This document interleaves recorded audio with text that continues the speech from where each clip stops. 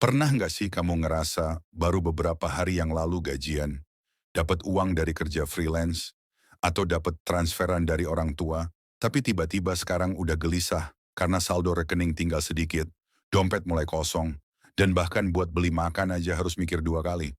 Kalau kamu pernah atau bahkan sering mengalami hal kayak gitu, tenang aja, kamu nggak sendirian kok. Banyak banget anak muda di luar sana yang lagi menghadapi persoalan yang sama. Bisa jadi teman-teman kamu, rekan kerja kamu, atau bahkan orang-orang yang di media sosialnya kelihatan tajir pun diam-diam pernah atau sedang berada di posisi itu. Masalah keuangan di usia muda emang bukan hal baru, tapi rasanya makin kesini makin banyak yang mengalaminya. Karena kondisi hidup sekarang ini benar-benar kompleks. Kita hidup di era digital yang semuanya serba cepat, serba praktis, dan serba menggoda. Sekali swipe di aplikasi, kamu bisa pesan makanan enak, beli baju baru, atau bahkan jalan-jalan. Bahkan kalau kamu nggak punya uang pun, masih ada fitur pay later yang bikin semuanya kelihatan mudah. Padahal itu jebakan yang bisa bikin masa depan kamu jadi berat. Gaya hidup FOMO yang sering bikin bokek. Salah satu penyebab utama kenapa keuangan anak muda sering kacau adalah karena gaya hidup yang jujur aja. Seringkali lebih besar pengeluaran daripada pemasukan. Kita kerja keras tiap hari, rasanya capek banget, dan akhirnya muncul pikiran kayak, aku butuh self-reward dong biar nggak stres. Nggak salah sih, sesekali memberi hadiah buat diri sendiri itu perlu. Tapi seringkali kita lupa batasannya. Akhirnya tiap minggu pengennya nongkrong, ngopi di tempat hits, beli outfit baru buat feed Instagram, atau sekadar ikut-ikutan tren karena nggak mau kelihatan ketinggalan zaman. Yang bahaya, semua itu terasa kecil kalau dilakukan sekali. Tapi bayangin kalau kamu lakukan itu terus-menerus, pengeluaran kecil itu kalau dikumpulin bisa jadi jumlah besar. Sering banget kita nggak sadar, uang habis bukan karena beli barang mahal, tapi karena kebocoran kecil yang nggak pernah dicatat. Dan yang lebih sedihnya lagi, semua itu seringkali dibayar bukan pakai uang sisa, tapi pakai uang kebutuhan utama, atau bahkan lebih parah, utang. Pay later dan cicilan, si manis berwajah dua. Ngomongin soal utang, sekarang ini jauh lebih gampang buat kita terjebak dalam yang namanya utang konsumtif. Beda sama utang produktif yang digunakan buat modal usaha atau investasi, utang konsumtif ini biasanya cuma dipakai buat beli barang yang sebenarnya nggak kamu butuhin banget. Mungkin awalnya kamu mikir, cuma cicilan 150.000 per bulan, masih aman kok. Tapi coba dihitung lagi, ternyata kamu udah punya 4 sampai 5 cicilan yang kalau dijumlahin bisa nguras separuh gaji kamu. Belum lagi kalau kamu telat bayar dan bunganya mulai jalan. Banyak dari kita pakai kartu kredit atau fitur pay later karena kepepet atau pengen buru-buru punya sesuatu. Tapi seringkali yang dibeli adalah keinginan, bukan kebutuhan. Dan ketika kita udah terjebak dalam lingkaran cicilan, rasanya kayak nggak ada habisnya. Kita kerja cuma buat bayar tagihan. Uang masuk, langsung keluar. Nggak ada ruang buat nabung, apalagi buat nikmatin hasil kerja keras sendiri. Minimnya edukasi finansial, kita disuruh dewasa tanpa diajarin caranya. Faktanya kita tumbuh besar di sistem pendidikan yang nggak pernah ngajarin secara serius soal gimana cara ngatur keuangan pribadi.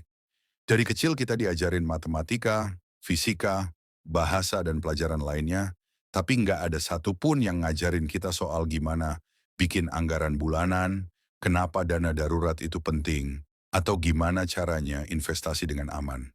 Jadi nggak heran kalau ketika kita mulai punya penghasilan sendiri, kita bingung harus mulai dari mana. Ujung-ujungnya, kita jalanin hidup pakai prinsip asal cukup, yang kadang bikin kita terlena karena ngerasa masih bisa hidup, walau tanpa tabungan. Efek domino yang muncul kalau dibiarkan terus-menerus. Kalau pola hidup ini terus kamu jalani tanpa perubahan, lama-lama kamu bisa masuk ke fase hidup yang rasanya berat banget. Bayangin, ketika kamu masuk usia 30-an dan pengen beli rumah, nikah, atau punya anak, kamu masih sibuk nyicil utang yang dibuat waktu usia 20-an. Atau lebih parah lagi, ketika ada kondisi darurat, kayak sakit, kehilangan pekerjaan, atau kendaraan rusak, kamu nggak punya cadangan dana sama sekali.